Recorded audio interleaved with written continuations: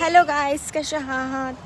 तर आम्ही आलो अलिबागला माझा बड्डे सेलिब्रेट करायला. तसा काल एक बड्डे झाला आणि आज परत आलोय अलिबाग नगरीला.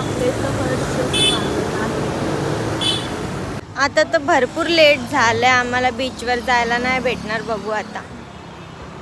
तुम्ही बघू शकता आम्हाला पोचायलाच रात्र झालेली, कारण आम्ही घरातूनच खूप लेट निघालेलो. तर नव्हतो बीचवर जाणार, पण बोललो थोडं जाऊन बघूया. तर गेलो तर जास्त तिथं पब्लिक तशी पण खूप लेटपर्यंत नसते. मग आमच्याकडे हे फोल्डिंगवाले टेबल होते, ते घेतले आणि तिथे थोडा वेळ बसलो. खूप सुंदर हवा सुटलेली, त्या मस्त वातावरणाचं म्हणजे थोडं एन्जॉय केल्यानंतर वापस आम्ही रिटर्न आमच्या रूमवर आलो आणि सकाळी परत रेडी होऊन आम्ही घरी यायला निघालो. तर येता येता उसाचा रस प्यायला थांबलेलो, तर तिथे ही फळं म्हणजे सारा बोलतो त्यांना ही दिसली, पण घेऊन रिटर्न मी टाकून दिली. आणि तारगोळे घेतले, मला भरपूर आवडतात. मग तारगोळे घेऊन मग पुढे आम्ही मांडवा पोर्टला गेलो.